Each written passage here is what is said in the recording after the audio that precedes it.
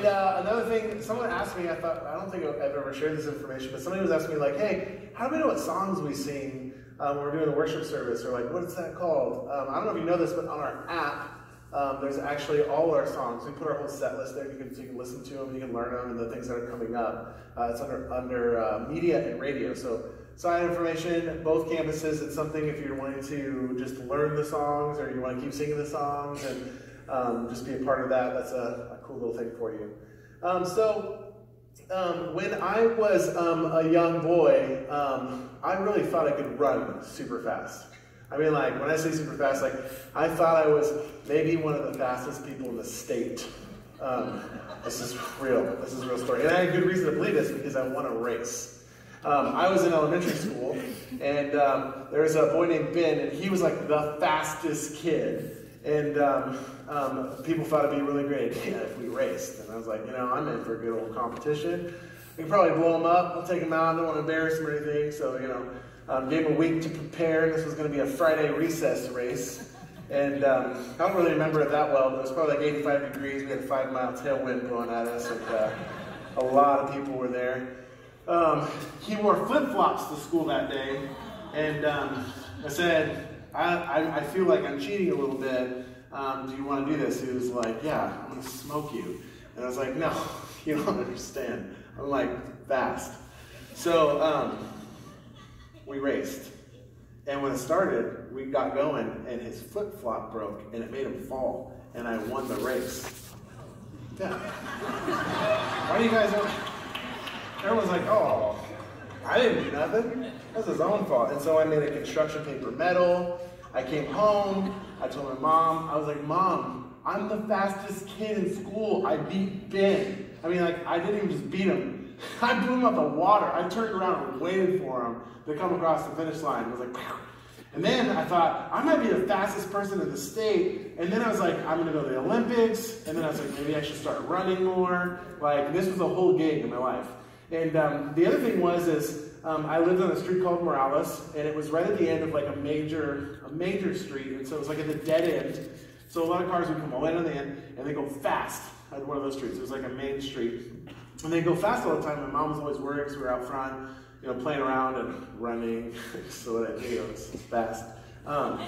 So the day after I won the race, I don't know what the timing was with this, but my mom had ordered a sign and hung the sign up outside of our house. And I came home and I was like still pumped. I'm like, dude, I'm so fast. I'm like a racer. I was like, I'll race anybody. And this was the sign that she put up. Some of you are reading this like I was. What? I am not slow. I walked in, Mom, why would you put that sign out there? I'm like the fastest kid in our school. And you put a sign out there that said slow, kids should play around.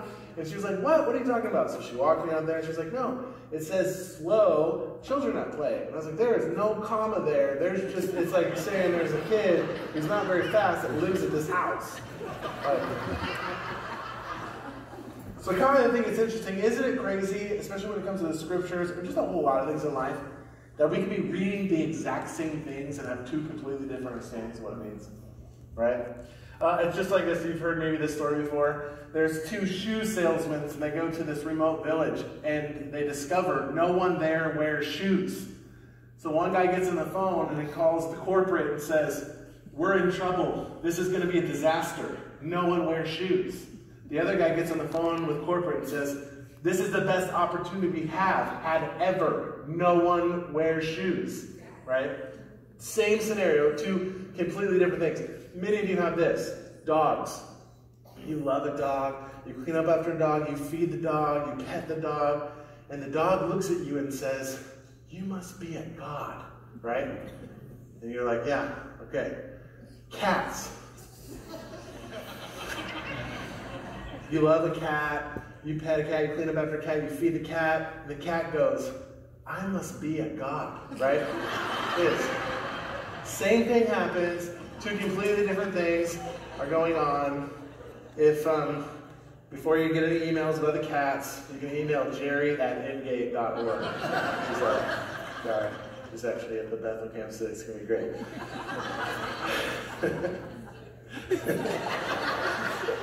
So we're having a series called From Heaven to Earth. And we've talked about, and we're going to continue to talk today, about why did God come from heaven to earth, right? And we're coming up on Holy Week in a week, and then we're going to go into the resurrection, and that's kind of like where the exclamation mark's going to go. But was there something else we need to learn? And we've been slowly unpacking, and we want to understand that God came in the form of Jesus as the best representation of who God is, what he cares about, to communicate and to demonstrate to us about who God truly is. And often we can find ourselves in really uncomfortable or unfortunate circumstances or spaces because we take who God is or our view of God through people, when really we should just be looking at what Jesus says about something or said to people, and then what he did, what were his actions, and what did he talk about.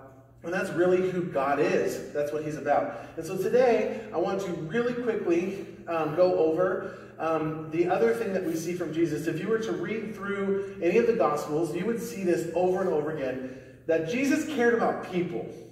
This is like abnormal, caring about people. This is something that's definitely taught. People, for generations and generations, and especially the time that Jesus showed up, was all about serve me. I need to raise higher on the rung. I become more like a deity. The more people serving me, the more I care about myself. It was all a very self-service, you serve me type of level. And Jesus came and he dumped that upside down on his head. And he does this all throughout the scriptures in the New Testament. And what we see is that Jesus started to elevate people, showing us that that's what God cares about. So specifically, he did this through a couple different ways. So here's the first way that I want you to see, and there's just a ton of stories that go through this. Jesus elevated the dignity of individuals first through his teachings. So these are the things that he would be saying. So he elevates the dignity of individuals through his teaching. And you have lots of stories.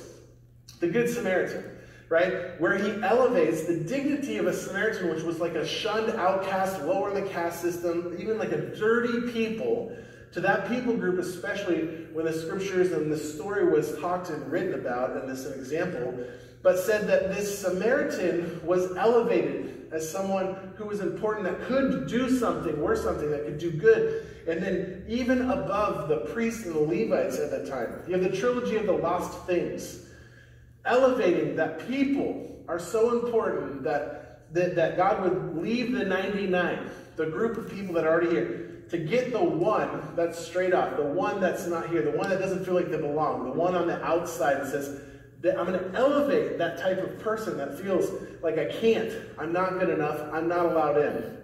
The trilogy of the lost things when it comes to the prodigal son, elevating the second-born, right? It was all about the firstborn and the blessings that were given and the inheritance that would take place. But elevates then the second son, and the son who goes off and does things that you wish the child would never do, the things you wouldn't dream of, but elevates that boy and welcomes him back into the cloth and welcomes him back into the family and amongst them a celebration. The trilogy of lost things, by just speaking and giving a story about a woman who was tearing her house apart for a coin that had been lost. And the value of pausing and stopping and doing whatever it takes to find what is so valuable and important to God. You see it through the Sermon on the Mount, when Jesus talks about blessed is the poor, elevating the people who are poor. And the poor people would say, no, I'm being punished by God because I'm poor. Say, no, you're a blessed people. Blessed are those who mourn. Well, no, I've lost something. I must have done something wrong in my life. Now I'm mourning because I've lost a family member or this or that, and this is because you've punished me, God. And Jesus is saying that is not who God is. We talked about this in some parables recently. The widow's mite. This is a fun story. Maybe if you grew up in church, you've heard this one. A lot of things, just a little precious story of this old woman who walks into this room where there's middle class and upper middle class, and they're giving their tithes, and they're being generous, as they would think, and they're dropping it into this bucket. This little old lady, gives a scene, walks up and drops mites. It doesn't even make a sound in the bucket, right? And Jesus goes, whoa. Like, it would just be fun to look through the New Testament and say, like, what blows Jesus' mind? Like, what's he astonished about? Well, this knocked him back It's like, whoa, now there is a generous person. And they're like, no, she wasn't. I mean, you couldn't even hear it hit the bucket. It's like, no, she gave everything that she had. And so he elevated the dignity of this woman and her generosity. Jesus elevates people who have never been elevated. God wants to elevate people who you wouldn't imagine would ever be elevated by society. That he loves each and every single one of us. We see this too through his interactions. Jesus elevated the dignity of individuals through his interactions with people. So not only is he speaking it and teaching it, now we actually see him doing things. Same type of story. We have the Samaritan woman, or the woman at the well, you might be more familiar with. That he goes and he speaks with her, and he hangs out with her, and he speaks new identity into her, and calls things out of her. And the disciples had left him in a town that they already felt like they shouldn't even be in, because it wasn't like PC, it wasn't kosher to be around that space. And so they had gone to go get some food. They came back, and they were shocked that Jesus was having a conversation with this woman. But he was elevating her through his interactions with her, saying that you do have a purpose, that I do care for you, I do love you, and then called things out of her. The Roman centurion and the servant. This is like somebody everybody hated. It was part of the Roman Empire, right? So he elevates the centurion. Not only that, he elevates a servant because this Roman centurion comes to Jesus and says, hey, would you please heal my servant? And Jesus looked at him and said, I've never seen faith like this before. I've never seen faith so grand like this before, that you believe that I don't even need to come there, but through faith you believe that I could heal your servant. And he elevated a servant, someone that was serving someone that was part of this Roman government. He elevated people like Zacchaeus, the wee little man that was in a tree that had to come down, and Matthew, both tax collectors. Said, Matthew, when you're done doing stuff at your table, let's go to your house, risking his reputation to go and be with what people saw as sinners. You ever been there? Hanging out with people? Be like, you're hanging out with those people? You're like eating a meal with those people, right? Or they're scary looking people, whatever it would be. Risking his reputation to go and hang out. And he says, not only am I going to go to your house and break bread with you, but you invite all your friends. Like you get to pick who's coming. Elevating children. All throughout the New Testament and in scriptures and the gospel message, we see how he elevates children who were not elevated. That many people would wait 3 or more years before they even named their child, unsure if they would live or if they even wanted to keep them, and there was going to be purpose for them, right? And you see many stories through the Gospels where children would literally run to Jesus just to touch him or hug him or to sit with him or sing to him and with him. And they'd be like, no kids, no kids, no kids. And Jesus would be like, no, let's stop with all the other nonsense. The kids are what's up. I'm going to hang out with them. And it uses children as an example of how our faith should be, what our faith should look like by elevating children. Maybe one of the most significant things he's ever elevated was a mother-in-law. He healed Peter's mother-in-law, and I'm going to move on because my mother-in-law may be watching this. It was awesome. It's good. It's Jesus. The physically sick. He elevated the physically sick. He touched them with his interactions, the way he interacted with them. And this is where people, they didn't know a lot about why God did what he did, and so they had this bad theology of this was punishment for things in the past that they had done, like a karma situation. But they knew that you became unclean or you were unholy, and so Jesus was like breaking all these barriers by coming in and touching and caring for and healing sick, the mentally sick, speaking into them, having conversations, calling things out of them, even elevating through his interactions with a convict while he hung on a cross, explaining to him that he too would be with him in paradise later that day. We see Jesus had meals and conversations even with Pharisees. And he was having such one conversation, a meal with a Pharisee, and they were outside, and while they're eating, this woman sneaks around the corner and kind of reaches down underneath the stool and begins to wash Jesus' feet with her hair and perfume. And the story picks up right here with this Pharisee who's observing this. When the Pharisee who had invited him saw this, he said to himself, now this is just a warning, if you're around Jesus, don't think anything. He knows what you're thinking. He didn't even say this out loud, he just thought it. You see it all throughout the Bible, it's scary. He said to himself, if this man were a prophet, he would know who's touching him and what kind of woman she is, that she is a sinner. That he's getting like the sinner cooties all over him. And this is no good. But he's also thinking, because he's kind of interviewing Jesus at the same time, is he a prophet or not? So he's kind of checking off the list. Well, not a prophet. He's letting a sinner touch him. And he's breaking the rules, so he's not a prophet. So then Jesus pops in and says, hey, I have something to tell you. It says, tell me, teacher, which is also scary because he never brought this conversation up. Jesus just goes into a crazy story.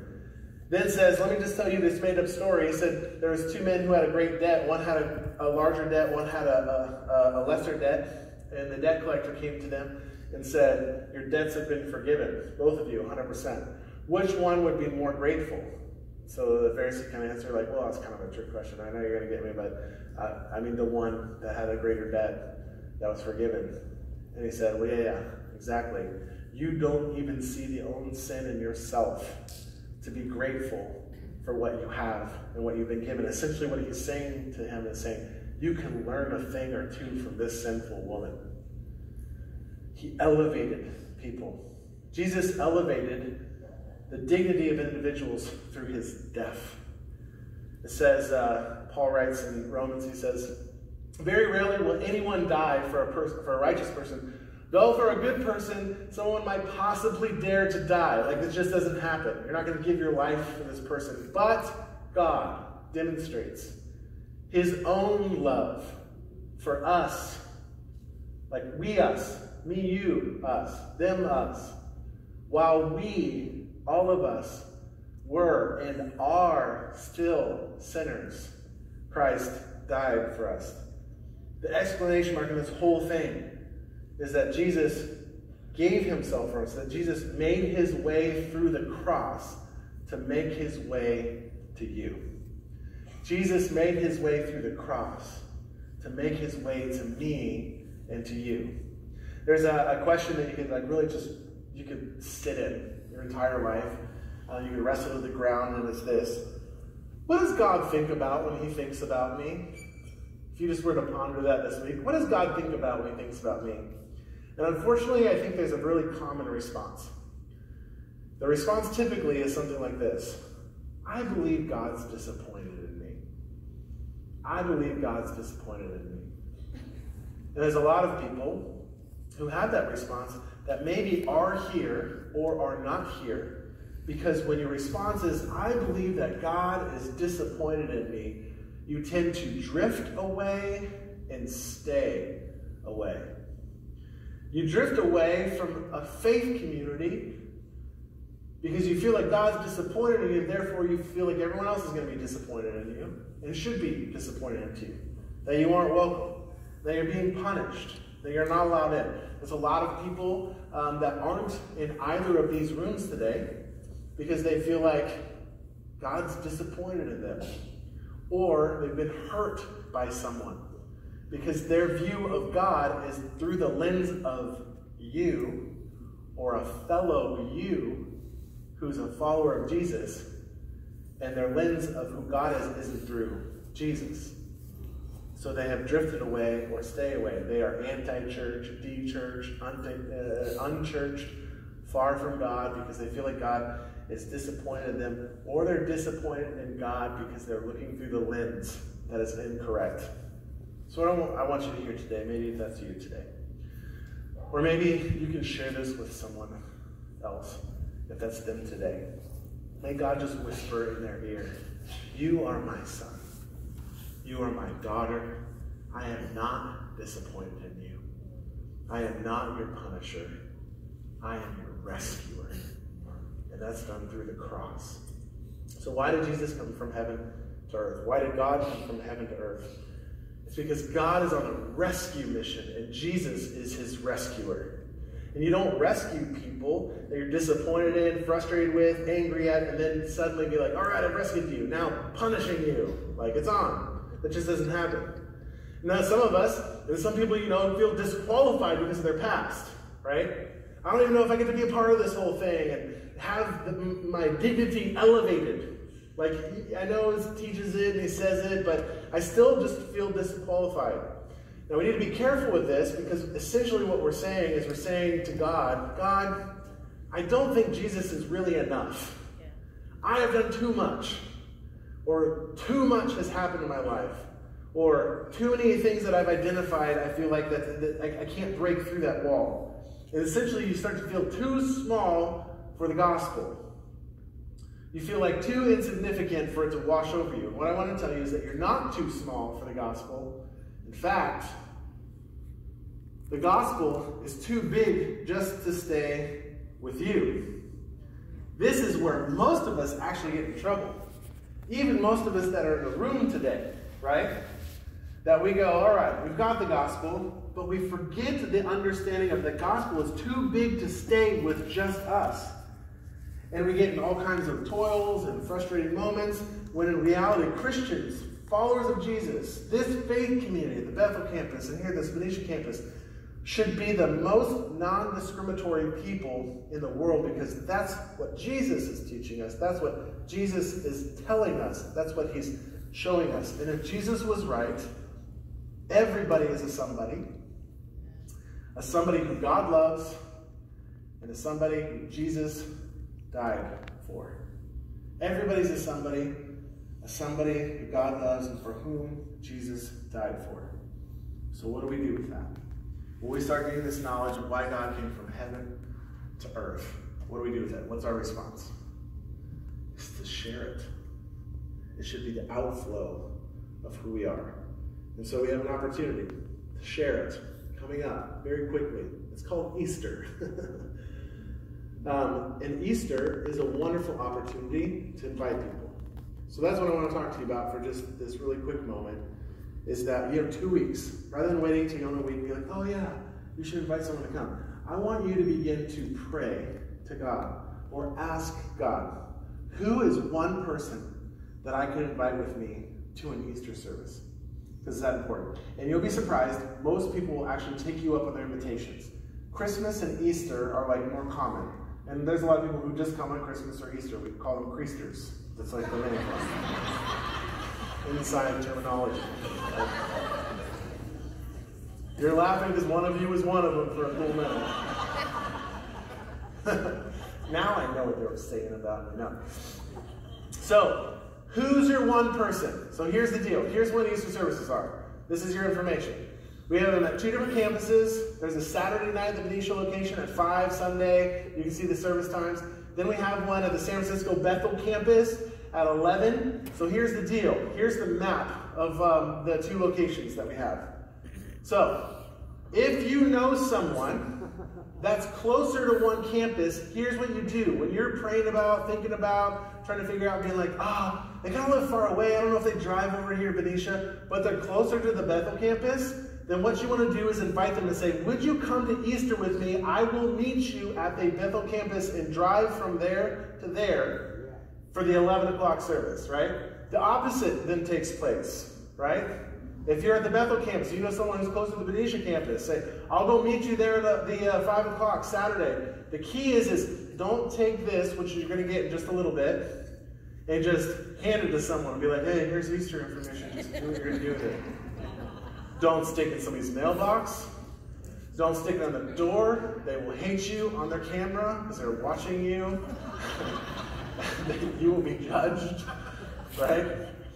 This is a tool for you to take a Sharpie out and circle a time, be like, hey, which service? I would love for you to come with me to this service. And I'm going to tell you what, we're going to take care of it. We're going to take care of your friends. And we're going to share who Jesus is. And the love and the grace and the mercy. And we're going to show who God is through the lens of Jesus and his love. So you're going to get these on your way out today. As you leave this place, you have 2 weeks to think about, to pray about. You can take a couple, you can take one.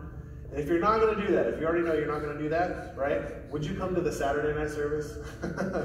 Make room for all the people who are going to bring all their friends there because it's the best time that works for them. So I want to do something special actually right now because we're all together really as one faith community, but 2 different campuses right now in the Bay. I want to sing together and worship the God that we all serve in our different places as he allows us to move the kingdom forward and to reach people who the gospel is so big for, so much for. So I'm going to ask first with the Bethel campus, would you please stand up with us? I'm going to ask now the Asia campus, would you please stand together?